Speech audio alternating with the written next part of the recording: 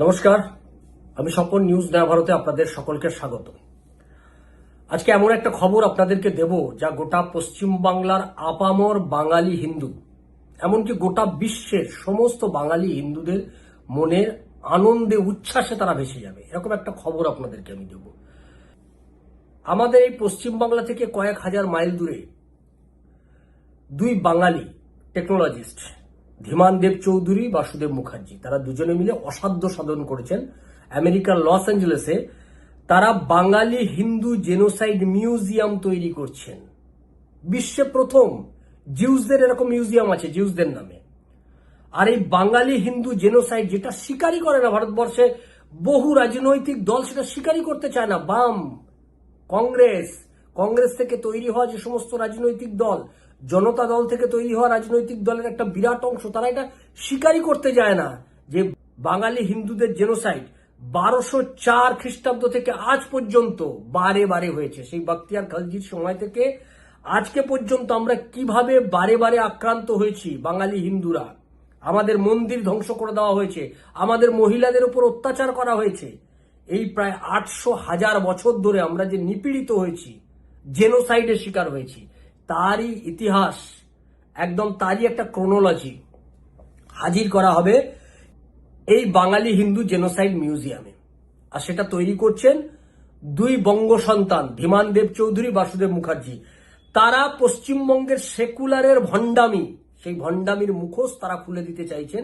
তারা বলছেন এই হিন্দু জেনোসাইড যে মিউজিয়াম, এটা গোটা পশ্চিমবাংলার হিন্দু সেকুলার যারা রয়েছে, সেই হিন্দু সেকুলারদের মুখোশ খুলে দেবে। আমরা শুনি যে ধীমান দেব চৌধুরী আর বাসুদেব মুখার্জি তারা ঠিক কি বললেন।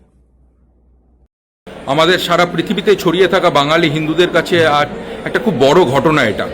এই প্রথম বাঙালি হিন্দু জিনোসাইড মিউজিয়াম তৈরি হচ্ছে, যেরকম তুলে ধরছি একটা খুব ইন্টারেস্টিং ব্যাপার। আমাদের সারা পৃথিবীতে ছড়িয়ে থাকা বাঙালি হিন্দুদের কাছে আর একটা খুব বড় ঘটনা এটা। এই প্রথম বাঙালি হিন্দু জিনোসাইড মিউজিয়াম তৈরি হচ্ছে, যেরকম জিউসদের নামে হচ্ছে হলো আমেরিকার লস অ্যাঞ্জেলেসে।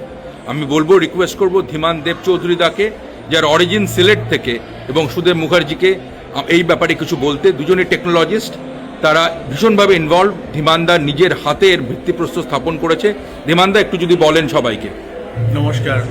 তো এই মিউজিয়ামটা তৈরি করছেন কেপিসি, ডক্টর কেপিসি কালীপদ প্রদীপ চৌধুরী।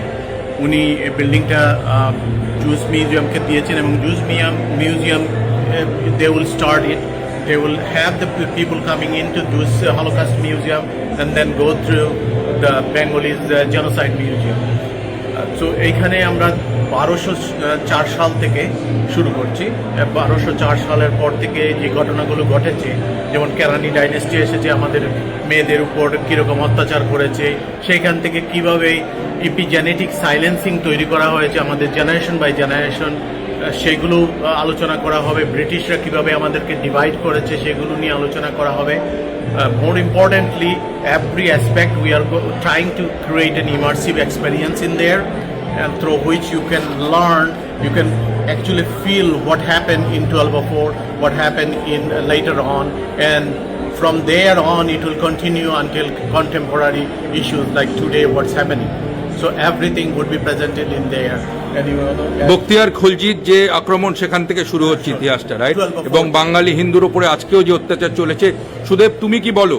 পশ্চিমবঙ্গে বাংলায় এই জেহাদি সরকার সরে ভারতীয় জনতা পার্টি তথা গেরুয়া ধ্বজের আসা, এবং এই ধরনের মিউজিয়ামকে আমেরিকা থেকে কলকাতার বুকেও নিয়ে আসা, পশ্চিমবঙ্গেও নিয়ে আসা কতটা ইম্পর্টেন্ট?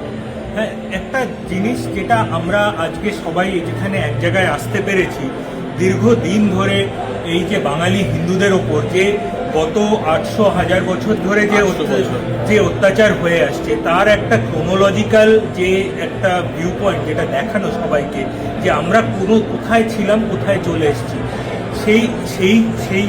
সেই প্রত্যক্ষদর্শীর যে একটা যে ভাব, সেখানে যে একটার পর একটা মন্দির ধ্বংস হয়েছে, একটার পর একটা কালচার ধ্বংস হয়েছে। আমরা আমাদের সেই কালচারাল আইডেন্টিটিটাকে আবার খুঁজে পাওয়ার জন্য এটা একটা চেষ্টা। আমরা চাই যে প্রত্যেকটা বাঙালি এটা নিয়ে ভাবুক। আজকে পশ্চিমবঙ্গে যা হচ্ছে, যে বাঙালির যে শেষ ভিত্তি, বাঙালি হিন্দুর যে শেষ মাটি, সেই মাটিটাও আজকে নড়ে যাচ্ছে। সেই মাটিটাকে বাঁচানোর জন্যে আমরা সবাইকে এক জায়গায় আসতে হবে। বাঙালির মধ্যে বাঙালির হিন্দুর মধ্যে যে ভাগাভাগি এই যে দীর্ঘদিন ধরে চলে আসছে, তারপরে এলো মার্ক্সবাদীরা, তারা এসে বাঙালিদেরকে উল্টোপাল্টা বোঝালো। যারা বাংলাদেশ থেকে ছিন্নমূল হয়ে আসা কিছু লোককে তারা ইউজ করে তাদেরকে দিয়ে তারা একটা সরকার গঠন করলো, কিন্তু করে তারা কি করলো, তারা সেই সরকারটাকে জেহাদি মুসলমানদের হাতে তুলে দিল। আজকে পশ্চিমবঙ্গের প্রত্যেক কটা কোনায় গেলে সেখানে বাঙালি হিন্দুদের হয়ে কথা বলার কোনো জায়গা নেই। একটার পর একটা জায়গায় বাঙালি হিন্দুরা উৎখাত হচ্ছে। মুর্শিদাবাদ থেকে বাঙালি হিন্দুরা আজকে পালিয়ে যাচ্ছে। এভাবে তো চলতে পারে না, আমাদেরকে দাঁড়াতে হবে। এই যে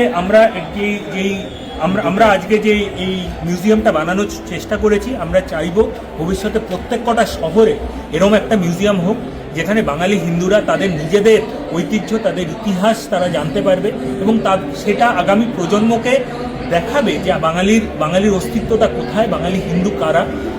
আমাদের একটা ডিপ কালচারাল একটা অ্যাসপেক্ট আছে। আমরা দুর্গা পুজো করি, আমরা মাতৃকে পুজো করি। সেই মাতৃপুজোর যে ইতিহাস সেটা যেন সবার সামনে চলে আসে। সুতরাং আপনাদের সবাইকে বলবো যে আপনারা এটাকে সাপোর্ট করুন, আপনারা আমাদের সাথে থাকুন। এবং পশ্চিমবঙ্গের হিন্দুদের বিশেষ করে বলবো যে আপনাদের কাছে কিন্তু খুব বেশি সময় নেই, আপনাদের কাছে কিন্তু সময় কমে আসছে। এইবারই আপনাদের সময়।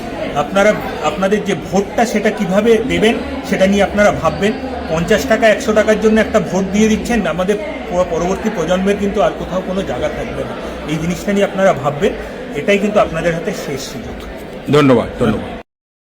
একটা মুখার্জিকে শুনলেন, দুই বঙ্গ সন্তান ধীমান দেব চৌধুরী, বাসুদেব মুখার্জি, তারা সুদূর আমেরিকা থেকে যে বার্তা দিচ্ছেন, তারা বাঙালি হিন্দু জেনোসাইড মিউজিয়াম তৈরি করার মধ্য দিয়ে তারা এই বার্তা দিতে চাইছেন গোটা পশ্চিমবঙ্গবাসীকে যে আমরা যেভাবে বারে বারে বিগত 800,000 বছর ধরে আমরা বাঙালি হিন্দুরা যেভাবে গণহত্যার শিকার হয়েছি, আজও সেই ঘটনা ঘটে চলেছে, আগামী দিনেও সেটা ঘটবে যদি পশ্চিমবাংলার এই পরিস্থিতির আমরা পরিবর্তন না ঘটাতে পারি। আমাদের হাতে সময় বড্ড অল্প। 2026 বিধানসভা নির্বাচনে এই সরকারের যদি পরিবর্তন না ঘটানো যায় তাহলে সেটা বাঙালি হিন্দুদের কাছে পরাজয়। তাই 2026 বিধানসভা নির্বাচনের প্রাক্কালে বাম সমর্থক তিনি তার যে আত্মোপলব্ধির কথা বলেছেন, আমি সেটাকে সমর্থন করি। তিনি বলেছেন যে আমরা যদি এখন সত্য কথা বলি তাহলে লোকে বড়জোর আমাকে সাম্প্রদায়িক বলবে, কিন্তু আমরা যদি একটু পরে সত্য উপলব্ধি করি তাহলে আমাকে উদ্বাস্তু বলবে লোকে। অর্থাৎ আমাদের উদ্বাস্তু হয়ে যেতে হবে। এর আগেও যেমন আমরা উদ্বাস্তু হয়েছি, ভবিষ্যতেও আমাদেরকে উদ্বাস্তু হতে হবে। সেই পরিস্থিতির দিকেই আমাদেরকে ঠেলে দেবে। তাই গোটা পশ্চিমবঙ্গবাসীর কাছে এই দুই বঙ্গ সন্তান ধীমান দেব চৌধুরী, বাসুদেব মুখার্জি, তারা যে কাজ সুদূর ইউএসএ তে বসে করেছে, বাঙালি হিন্দু জেনোসাইড মিউজিয়াম, আগামী দিনে তারা কলকাতাতেও এটা করতে চায়। এবং গোটা কলকাতার মানুষ, যেখানে কলকাতায় এক অংশের মানুষ সেকুলার সেজে আছে, সেকুলারের নামে ভণ্ডামি করছে, বাঙালি হিন্দুদের কাছে বিপদ তৈরি করছে, তারা আগামী প্রজন্মকে তারা বিপদে ফেলে দিতে চায়, তাদের কাছে তাদের মুখোশ খুলে দেওয়ার জন্য এই বাঙালি হিন্দু জেনোসাইড মিউজিয়াম কলকাতাতেও তৈরি। তারা সেই উদ্যোগও নেবে, কিন্তু তার আগে পশ্চিমবঙ্গে এই যে ভয়ঙ্কর একটা সরকার চলছে, সরকারকে সরাতে হবে। হিন্দুদের সে দায়িত্ব। আর বেশি সময় নেই, অল্প দিনের মধ্যেই হিন্দুদের সেই সিদ্ধান্ত নিতে হবে। আমরা সেদিকেই নজর রাখবো। আপনারা নজর রাখুন নিউজ নয়া ভারতের পর্দায়। আর নিউজ নয়া ভারতের যারা এখনো পর্যন্ত আমাদের চ্যানেলটা সাবস্ক্রাইব করেননি তারা আমাদের চ্যানেলটা সাবস্ক্রাইব করুন, শেয়ার করুন, লাইক দিন, কমেন্ট বক্সে আপনি আপনার গুরুত্বপূর্ণ মতামত দিন। যারা পিভিসি কার্ডে গীতা উপনিষদ সংগ্রহ করতে চান তারা আমাদের সঙ্গে যোগাযোগ করুন। 7044244525 এই হোয়াটসঅ্যাপ নাম্বারে আপনার নাম, ঠিকানা, পিনকোড আর ফোন নাম্বার দিয়ে। ভালো থাকবেন, সঙ্গে থাকুন নিউজ নয়া ভারতের। নিউজ নয়া ভারত আপনার কথা বলে। নমস্কার।